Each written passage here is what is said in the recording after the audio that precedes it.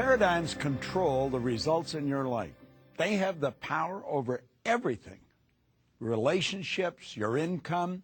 And you know, when you shift your paradigm, everything in your life improves.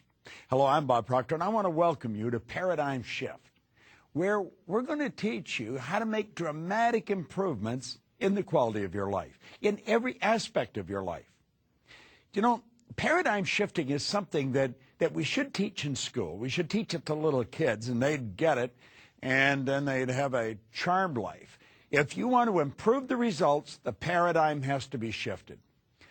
You know, Eric Hoffer one time said, no matter what our achievements might be, we think well of ourselves only in rare moments. We need people to bear witness against our inner judge, who keeps book on our shortcomings and transgressions.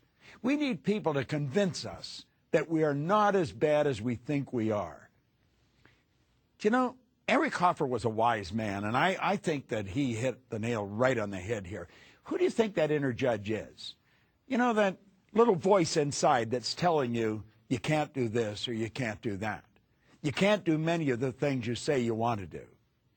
Well, I suppose the real secret is figuring out what you want to do and then understand clearly how to get rid of that little voice inside. Now, I don't know as we ever completely get rid of it. I refer to it as the monkeys in our mind that keep talking to us, telling us what we can't do.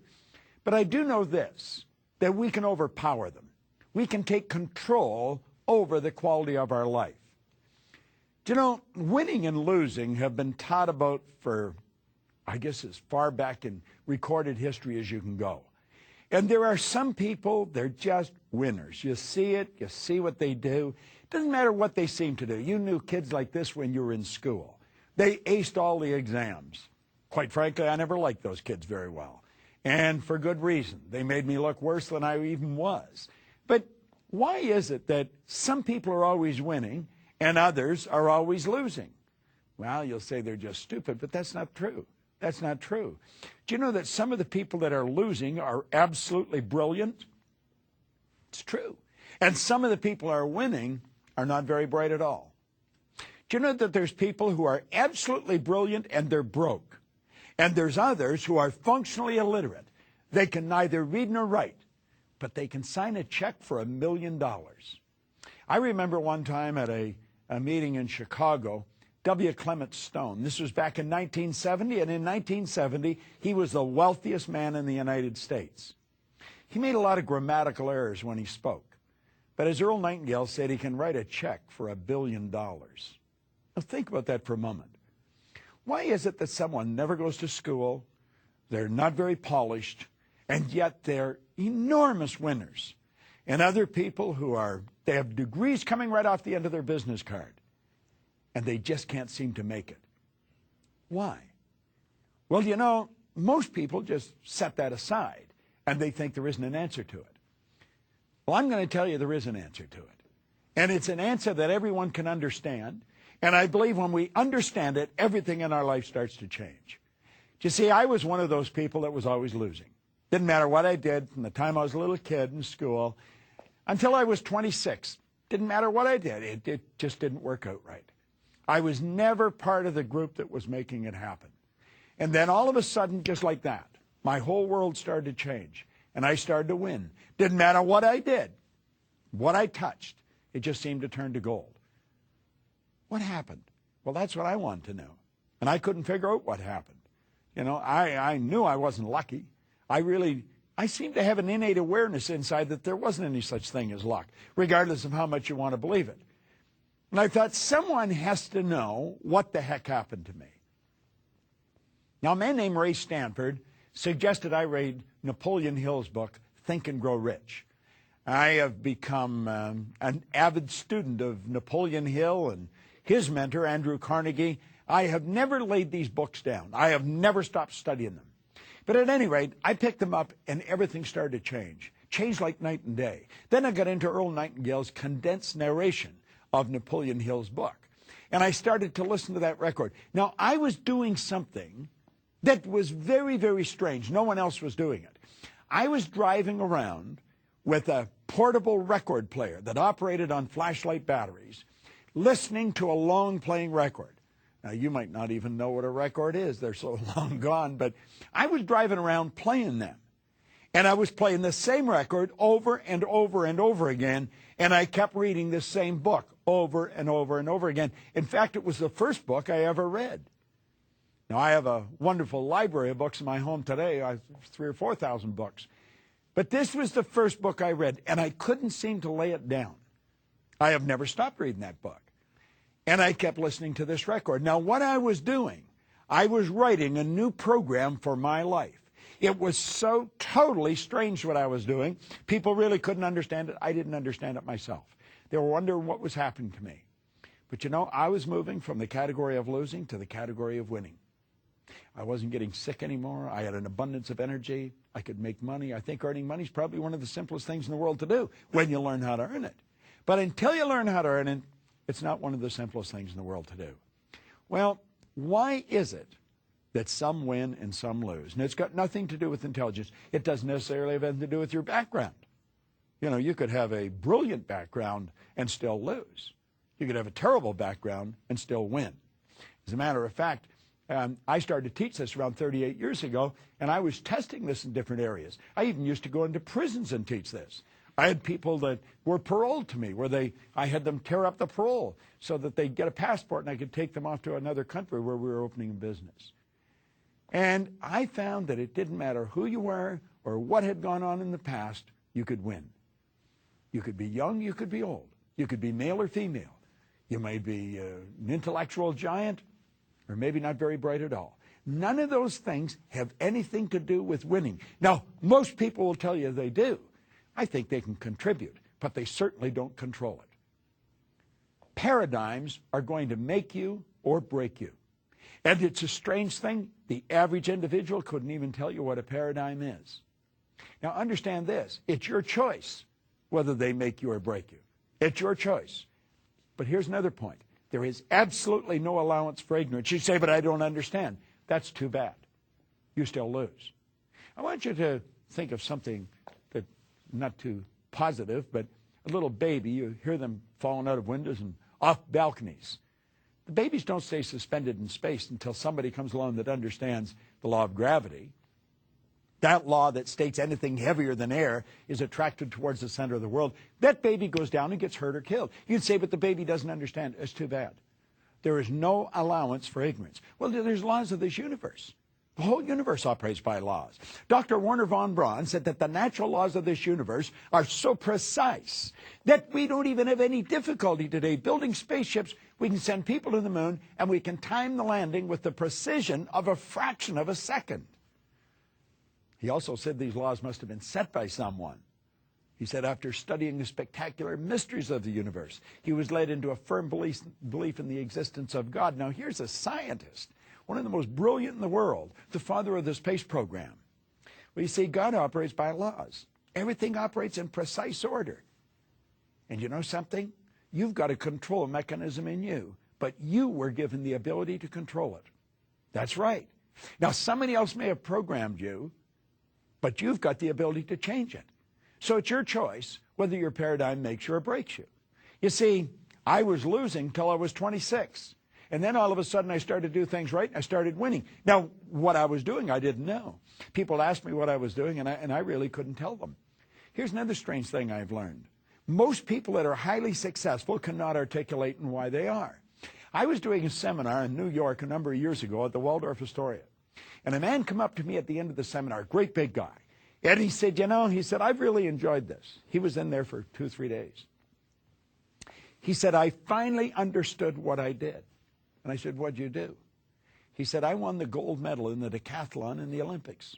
The day that he won that medal, he was the greatest athlete in the world, Milt Campbell. Now, he had never understood what he did, but he became the best in the world at what he did. Do you know that you can become the best in the world at what you do? And I'm going to tell you, you're going to do it a lot easier than Milt did it because you can understand it. We're going to go into paradigms. This is a series of programs. We're going into paradigms. I'm going to talk about how they've been built and how they've been changed. And as you go into this, a lot of it's going to seem repetitious, but that's how paradigms are built. That's why repetition is necessary. And we've got to the point we just want to read it once. You're never going to understand it if you read it once. You've got to go over it and over it and over it. I think it was Hubbard said, when you read a good book through the second time, you don't see something you didn't see before. You see something in yourself that wasn't there before. So let's think about this. You've got a control mechanism inside you. It's in your marvelous mind. And it's going to determine whether you win or lose, whether you're struggling to make ends meet or whether you live in abundance. And this information's always been around. It's just that there's only a very select few that have had it. It's almost like a secret. Earl Nightingale called it the strangest secret. He said it was strange because it was a secret, because it's so obvious. Do you know you can go into the most ancient writings there is? You can go into the Upanishads. And in the Upanishads it says, from abundance, he took abundance, and still abundance remained. Now think about that for a moment. Do you know that you're dealing with an infinite source of supply? There's no limit to what you're capable of doing. It is an infinite source of supply. I love the way Trove wrote it. He said, when you're dealing with the infinite, you can never take more than your share. So don't worry about taking too much. You can have all you want. It's what we do with it that makes the difference. You can't hold on to it. You can't keep it. As a matter of fact, if you try and keep it, you'll lose it. It's really a paradox, isn't it? But you know something? If you understand the laws, it's not. If you understand the laws, you'll understand that you're sort of a distributor of this power. You have co-creative abilities. You've got phenomenal powers locked up within you. Now, what are paradigms? You know, we're talking about the paradigm shift. There's a series of shows on it. Well, what are paradigms? Paradigms are nothing but a multitude of habits. You're literally programmed, and it's habits that programs you. You see, you were taught how to tie your shoes. But you weren't taught just once how to tie your shoes. You had to be taught over and over and over.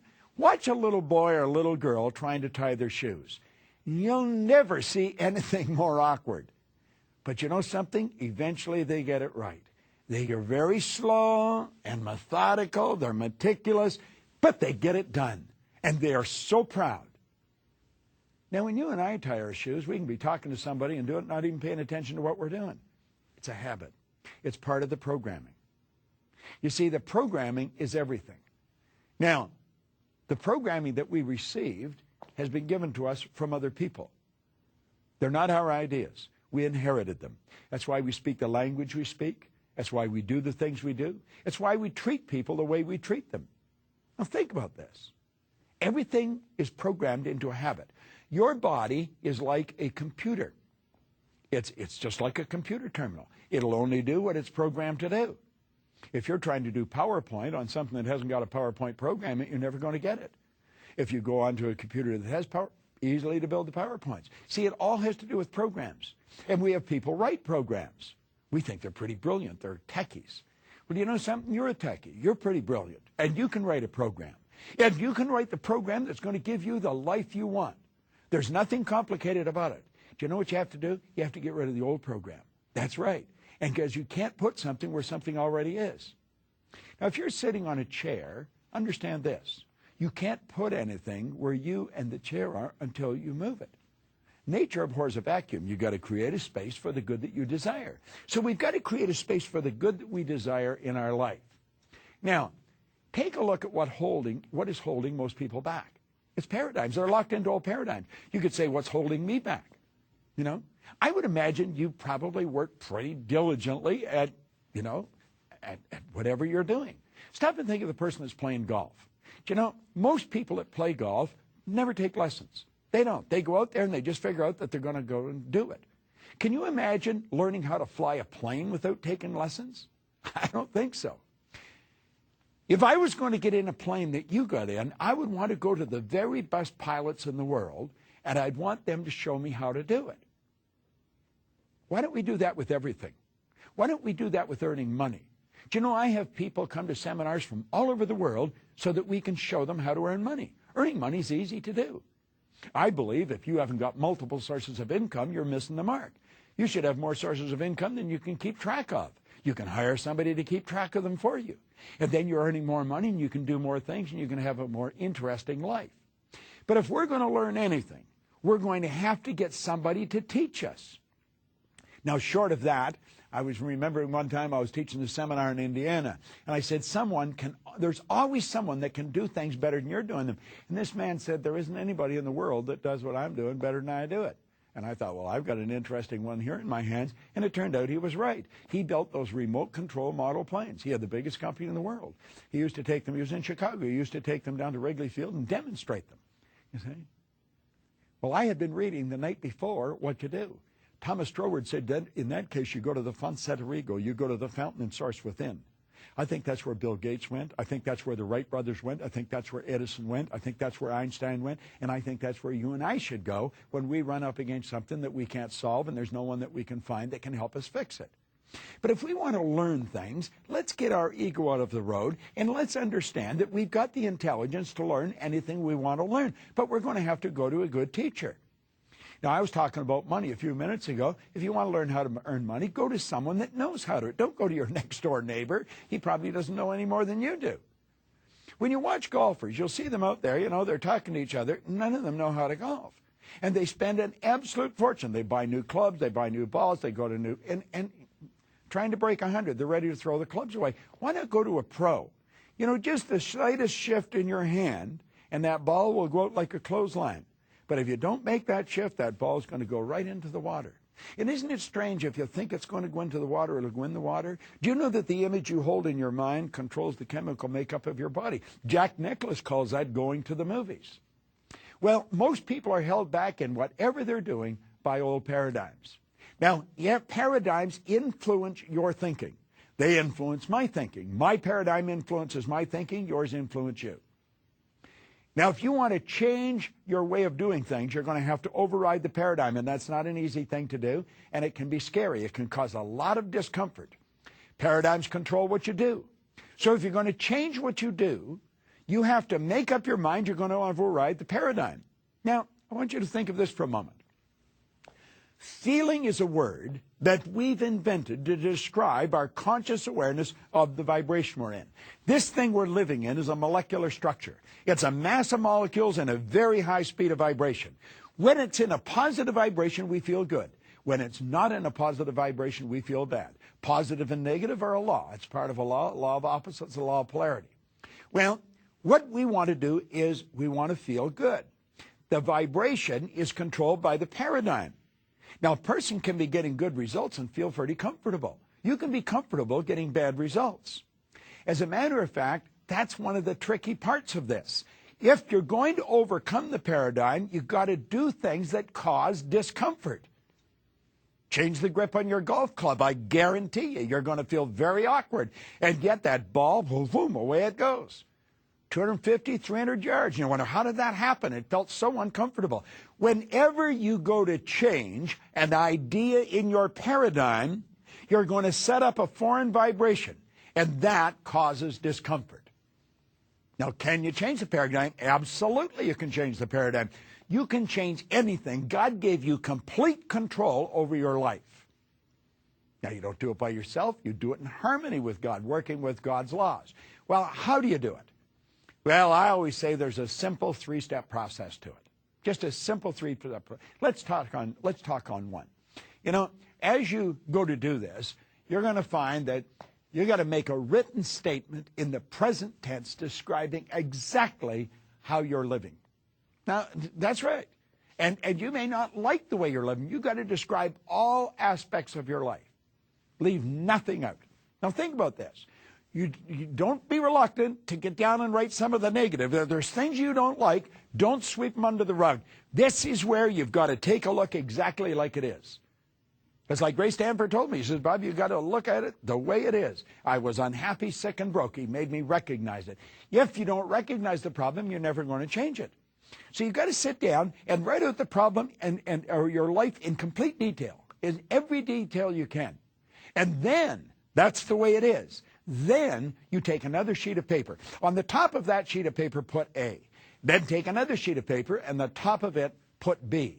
And now, on the B list, I'm going to suggest that you make a statement, a written statement in the present tense. I always recommend you start by writing, I am so happy and grateful now that. And describe how you want to live, exactly how you want to live. This is going to take a little time. You're not going to do this in 15 minutes.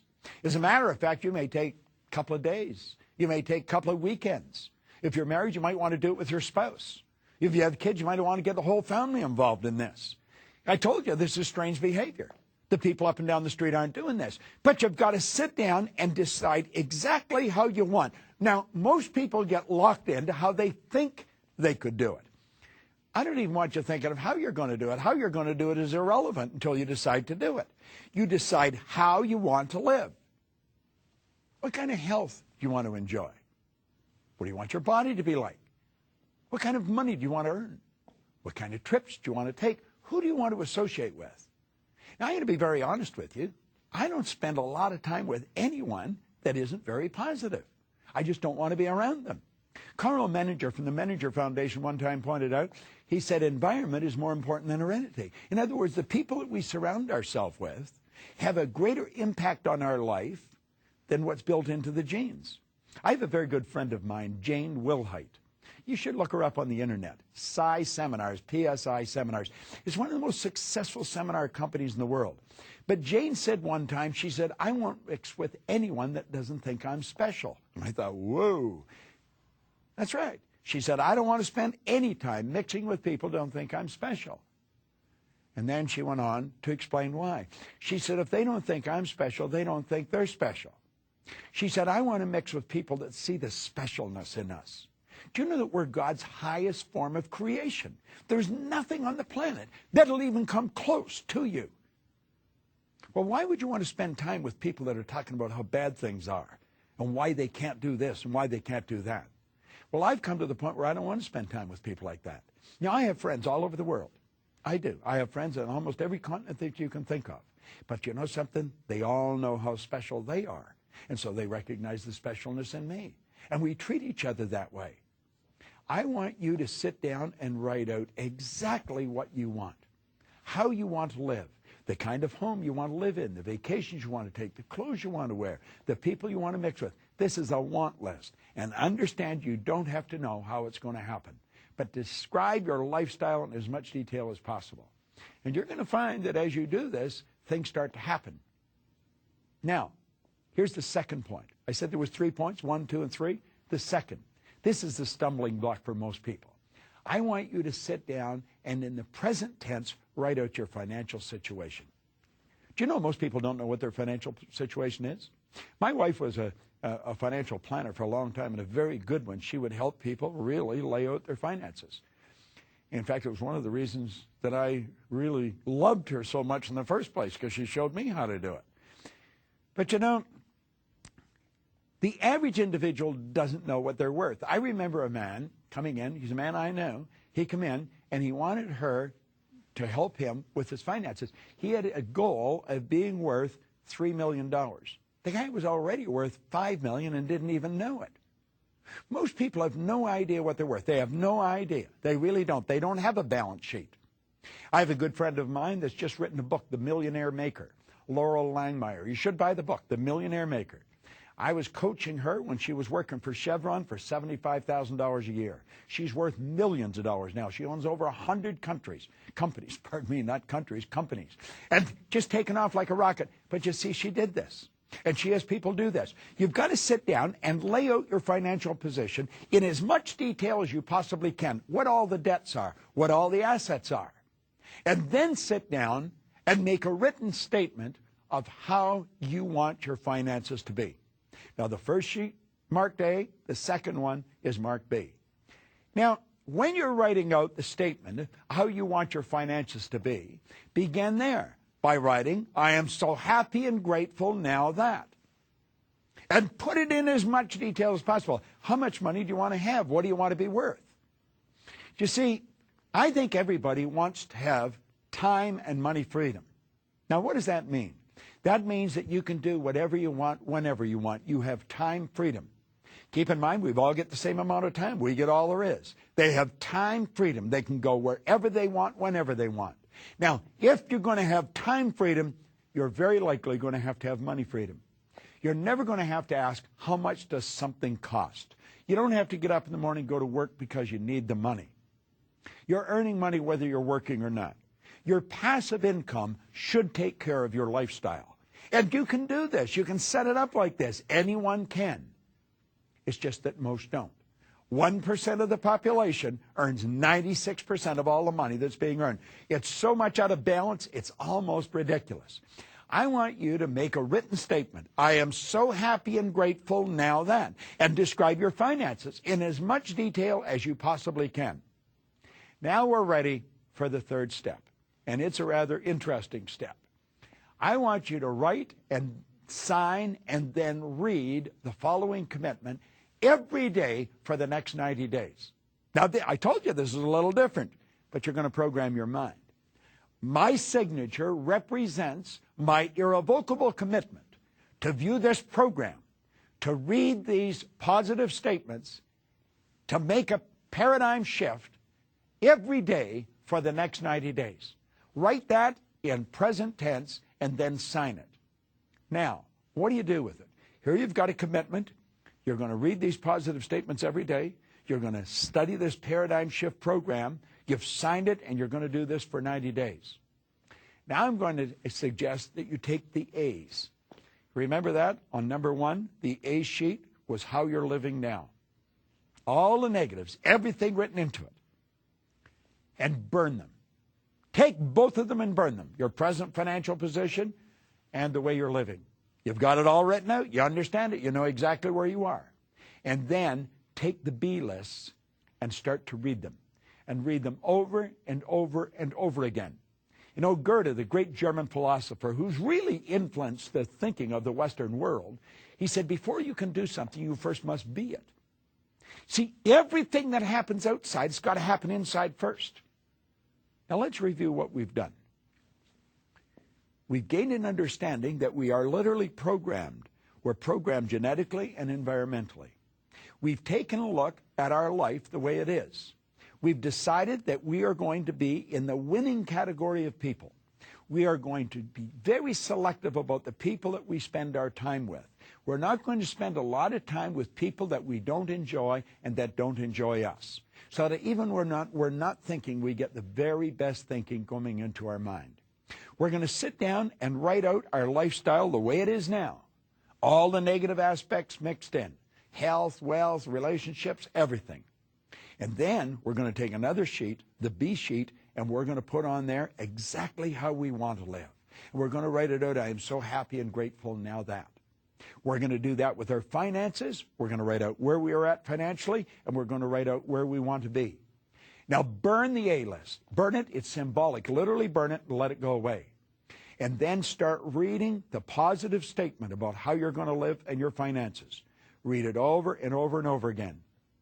You're going to find it'll work like clockwork.